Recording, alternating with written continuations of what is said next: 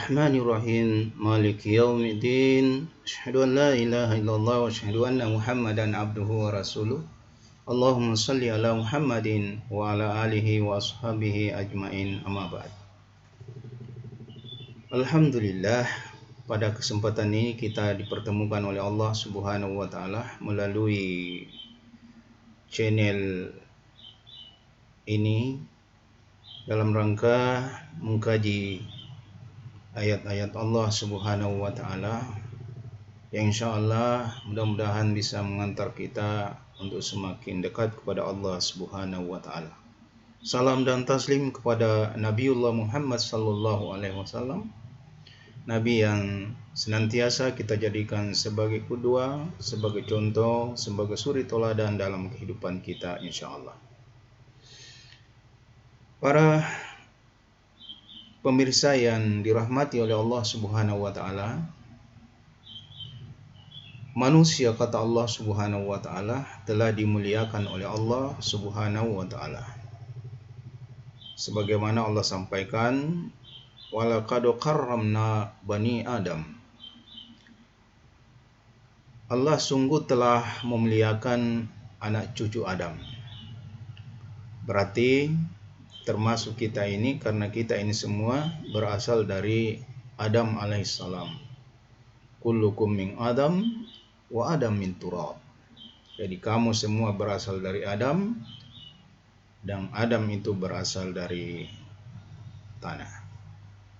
Hal ini menunjukkan bahwa kita semua ini sungguhnya adalah merupakan anak cucu dari Adam.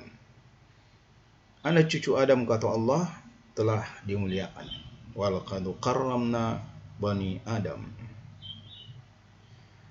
Bukti kemuliaan ini kepada manusia salah satunya adalah ketika Allah Subhanahu wa taala memerintahkan kepada malaikat untuk memberi hormat sujud, dalam arti yang memberi hormat kepada Nabi Adam alaihissalam.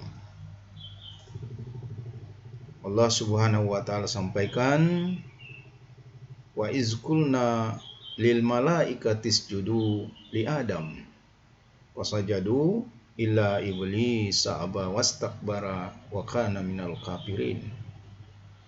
Allah Subhanahu wa taala memerintahkan kepada malaikat untuk sujud kepada Adam alaihissalam, maka mereka bersujud.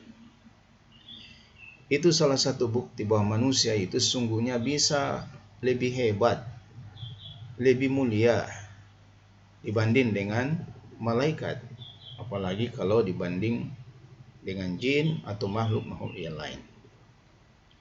Akan tetapi kemuliaan ini itu bisa melorot turun menjadi kehinaan. Bahkan manusia bisa berada pada posisi yang paling bawah, asfala safilin. Ada beberapa ayat dalam Al-Quran yang menerangkan bagaimana manusia-manusia itu melorot turun nilainya sama dengan hewan atau binatang ternak. Misalnya Allah sampaikan di surah Al-Jum'ah,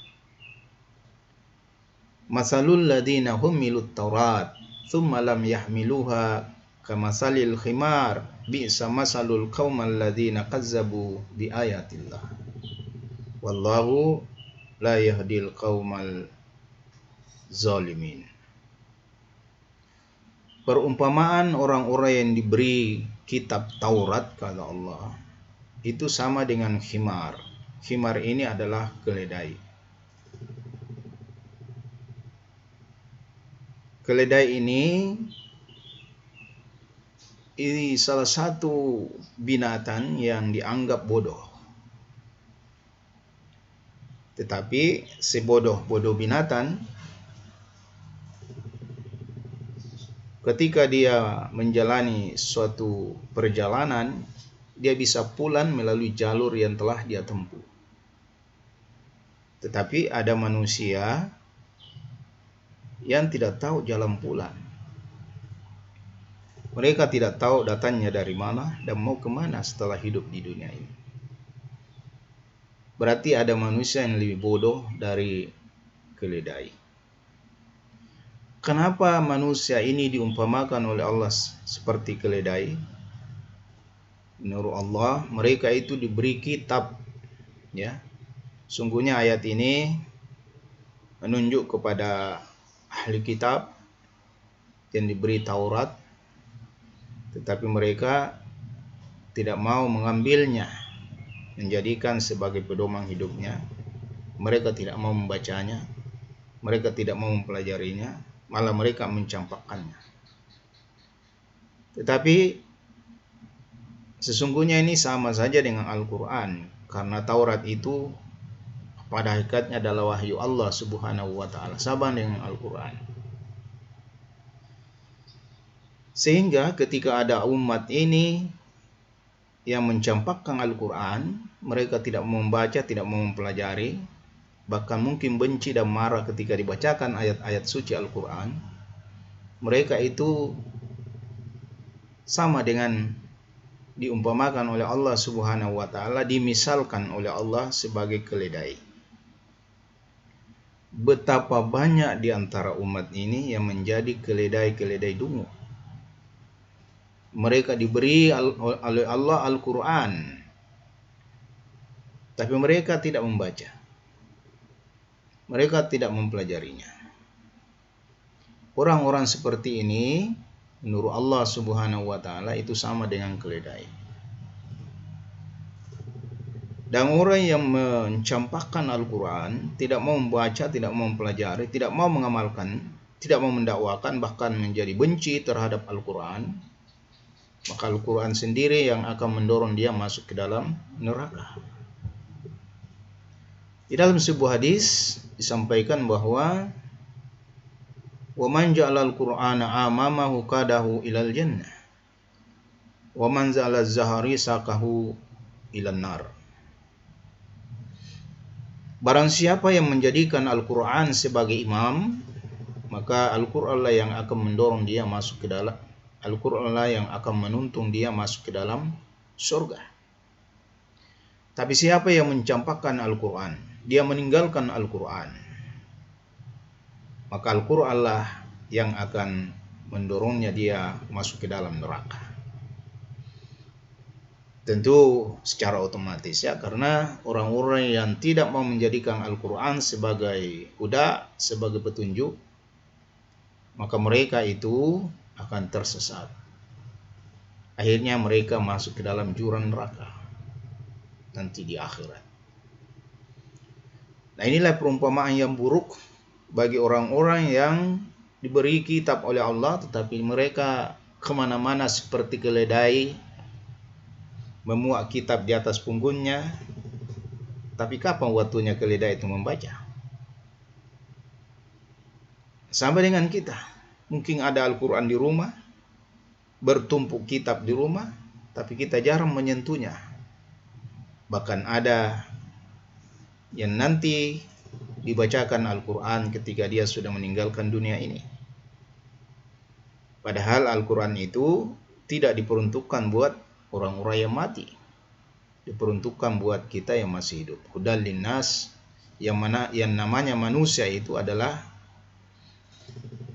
berpadunya antara jasad dengan roh. Kalau sudah tidak ada rohnya, bukan manusia lagi, tapi namanya menjadi mayat. Nah, itu satu kelompok yang disebut oleh Allah Subhanahu wa Ta'ala sebagai ternak, ya. Jadi manusia yang kemudian melorot nilainya dari kemuliaan, karamna, menjadi manusia yang hina karena diumpamakan sama dengan keledai. Yang kedua, di surah Al-A'raf ayat 176, Allah Subhanahu wa Ta'ala mengumpamakan ada manusia yang sama dengan pamasaluhu kamasalil kalbu. Diumpamakan oleh Allah sama dengan anjing. Anjing itu, kata Allah, ketika engkau halau atau kau tidak halau, dia tetap menjulurkan lidahnya, keluar lidahnya, karena mengkasar kepada tuai. Jadi ada orang ketika dibacakan ayat-ayat Allah Subhanahu wa Ta'ala sama saja dengan tidak. Sawa'um alaihin anzar tahum. Mereka kau beri peringatan atau tidak sama saja. Menurut Allah, orang yang seperti ini diberi peringatan atau tidak diberi peringatan sama saja. Ya seperti anjing yang menjulurkan lidahnya. Jadi kalau dihalau, dia tetap menjulurkan lidahnya, tidak dihalau, tetap juga menjulurkan lidahnya. Itulah anjing. Ada banyak manusia yang memiliki karakter seperti ini. Diberi peringatan atau tidak sama saja. Mereka tidak mau menerima peringatan Allah Subhanahu wa ta'ala. Dia tetap di dalam kesesatannya. Nah, inilah yang diumpamakan oleh Allah Subhanahu wa ta'ala, manusia yang seperti anjing. Tentu perumpamaan ini sangat buruk ya, karena anjing itu sendiri adalah binatang yang diharamkan buat kita. Dan memang juga ada manusia yang karakternya seperti anjing ya. Anjing itu hanya setia kepada siapa yang memberi makan. Jadi ketika seekor anjing galak misalnya menjaga sebuah rumah yang mewah, lalu perampok itu mendatangi memberikan tulang beberapa kali saja, maka ketika perampok itu datang dia tidak akan menggonggong. Tapi dia sangat setia kepada siapa yang jadikan anjing itu sangat setia kepada siapa yang memberikan makanan. Nah, ada di antara manusia seperti itu. Sekalipun atasannya itu salah, tapi karena dia yang menghidupinya, maka dia akan menggonggong dan membela majikannya mati-matian. Seperti inilah juga yang terjadi dalam pentas politik Indonesia. Ada orang yang sangat getol membela pimpinannya, majikannya, sekalipun dia tahu bahwa majikannya itu salah. Tapi karena yang memberi makan, yang menghidupi dia adalah majikannya, maka mereka dengan getol membelanya. Itulah karakter anjing. Yang ketiga, di surah Al-A'raf ayat 179, Allah Subhanahu wa ta'ala mengumpamakan manusia itu, ada yang diumpamakan oleh Allah seperti ternak, kal an'am. Allah Subhanahu wa ta'ala berfirman, walaqad zaratna li jahannama katsiran minal jinni lahum qulubun la yafqahuna biha wa lahum a'yunun la yabsuruna biha wa lahum azanun la yasma'una biha ulaika kal an'am bal hum adallun wa ulaika humul ghafilun. Kata Allah, nanti neraka jahanam itu akan dipenuhi oleh golongan jin dan manusia. Manusia yang mana itu? Kata Allah, yaitu manusia yang diberi oleh Allah Subhanahu wa ta'ala mata. Tapi matanya ini dia tidak gunakan untuk melihat kebesaran Allah Subhanahu wa ta'ala. Matanya ini hanya digunakan untuk berdosa. Matanya ini hanya digunakan untuk hal-hal yang tidak membawa manfaat. Tidak digunakan untuk membaca Al-Quran. Tidak digunakan untuk membaca ayat-ayat Allah ini, berupa alam semesta yang merupakan ayat-ayat kauniyahnya Allah. Dan tidak membaca Al-Quran sebagai ayat-ayat kauniyahnya Allah Subhanahu wa ta'ala. Mereka sibuk menggunakan mata ini untuk hal-hal yang tidak berguna. Bayangkan betapa banyak di antara kita yang mampu matanya itu terbuka lebar ketika menonton sepak bola di tengah malam, pada saat-saat manusia sedang terlelap dalam tidur. Tetapi dia tidak sanggup menegakkan satu rakaat sholat sunat pada saat-saat seperti itu.